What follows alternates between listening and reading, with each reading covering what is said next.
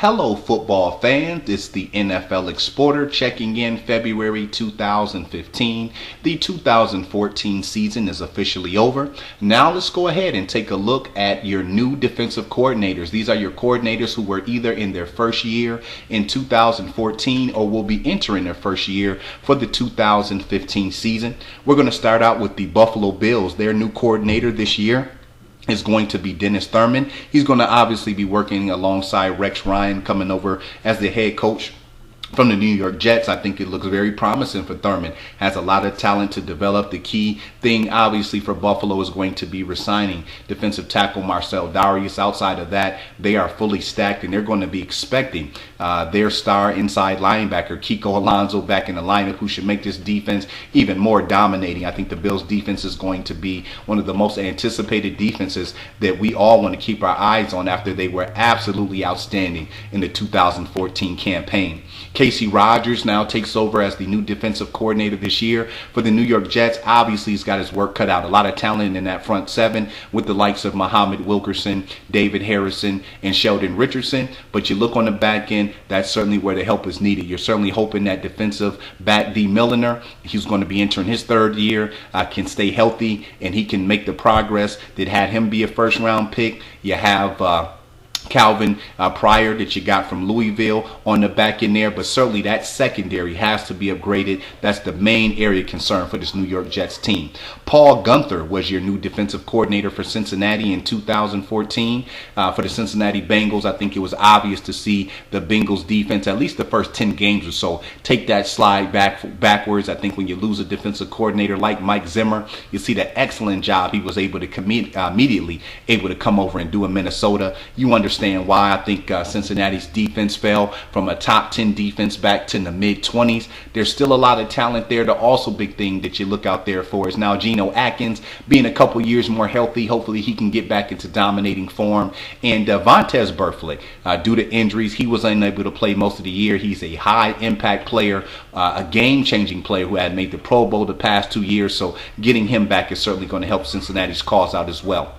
Cleveland Browns, their first-year defensive coordinator, Jim O'Neill, did an excellent job, a lot of talent, able to compensate for losing Big Phil Taylor, your big defensive tackle in the middle. But guys like Paul Kruger, that secondary, guys like, Joe Hayden, I mean, these guys really did an excellent job. Cleveland Browns, if their offense can get it on track, which is going to be very difficult to do with the obstacles they're facing. But this is a defense that Jim O'Neill is going to have to keep in tip-top shape, because it looks like it's really going to be one of their only hopes to try to stay in ball games this year with the defense, with an offense, I should say, that's just kind of in shambles right now. Keith Butler is going to be your new defensive coordinator for the Pittsburgh Steelers this year. He's got his work cut out as well. This is a team whose secondary needs a lot of help. You're looking at Troy Polamalu and Ike Taylor being on the tail end of their careers. They've got to get tougher in the trenches. It's really a transition mode. I think this was a great time for Dick LeBeau to step down. He had really groomed and developed that talent over the last 10 years or so. And so, you know, you have some nice young pieces. You're hoping Jarvis Jones, who they picked up from the University of Georgia in 2013, he can be healthy and pay dividends. You like what you're seeing out of Ryan Shazier, but this is a defense that certainly has got to build itself up. On offense, Pittsburgh looks great, and so this defense, and I think that's an area that Pittsburgh really can concentrate on in free agency, in the draft, is going out and getting some real talent in there to help bolster this defense. Romeo Crennel, as always, no matter where he goes, does a great job. Was in Houston for the his first tenure last year, 2014. Had Defensive Player of the Year. J.J. Wyatt, he's going to be back, causing more ruckus and turmoil next year. I think this secondary is an area that Romeo needs to upgrade. But you're figuring Jadeveon Clowney, their #1 pick from last year, he should be healthy and on the football field, which is going to cause even more disruption in the front seven for a Houston Texans defense that is already one of the best in the NFL in the trenches when you have a guy like J.J. Wyatt.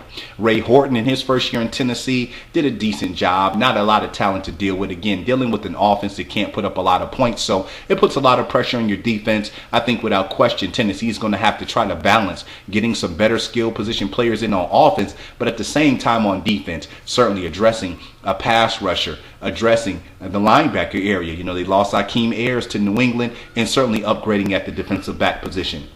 Wade Phillips is your new defensive coordinator out for the Denver Broncos. All the talent is there. I think nurturing is the key. When you had the likes of TJ Ward, Aqib Talib, Chris Harris, DeMarcus Ware, Trevor Knight, Von Miller. I mean, the names go on and on. It's really a matter of getting it to translate over to the football field.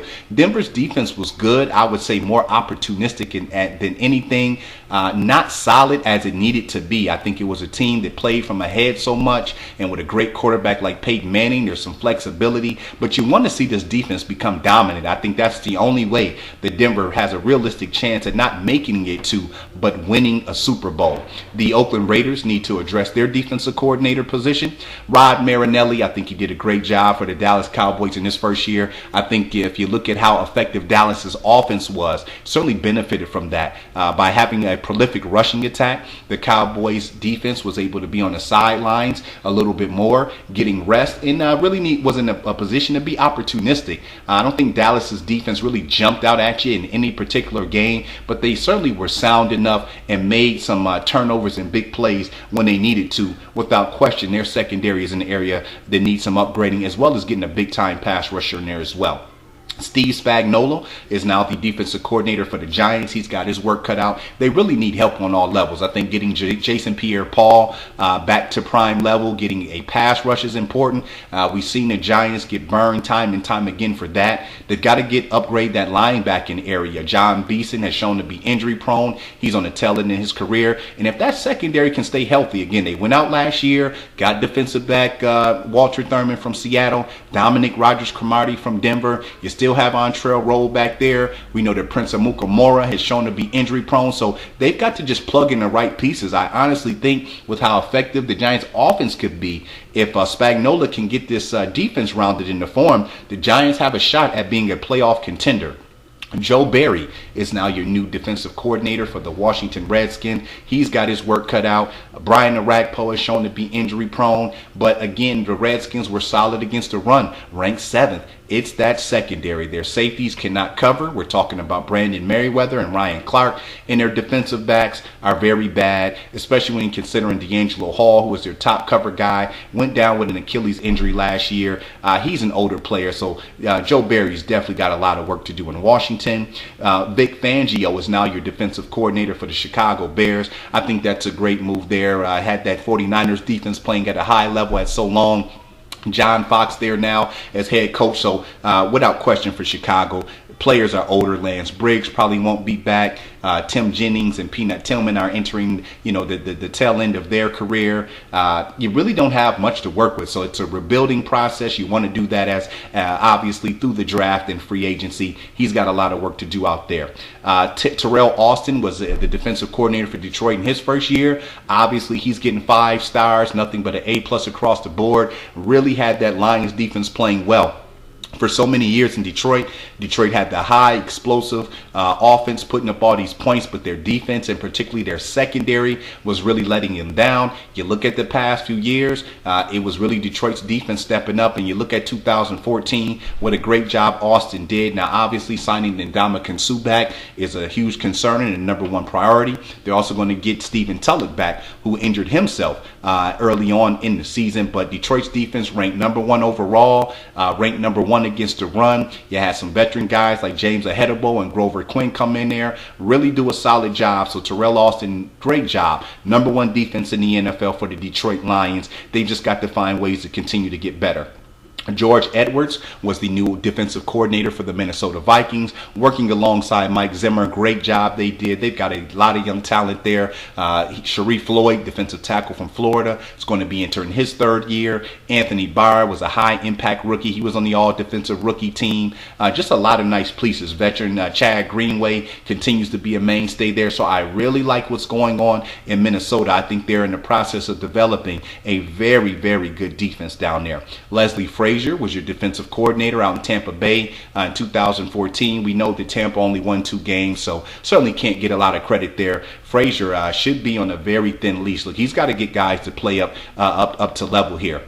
You've got a safety tandem in Deshaun Goldson, and now they lost Michael Barron, who was one of their top picks. How did they compensate for that? Michael Johnson, a free agent pickup from Cincinnati, he was nowhere to be found, creating a pass rush. Joe McCoy was hurt some. You have Levante David. So, this is a defense that's got to mix and match the right pieces in place. They've got some high draft picks. What does the free agent market have to offer? You've got to look inside your division first. You have some teams who like to primarily throw the football out in Atlanta, out in New Orleans, so getting a pass rush is mandatory, but I think it's a building process for this Tampa Bay Buccaneers team that has a lot of holes in it, and they're going to have to find a way to balance which positions are of the highest priorities.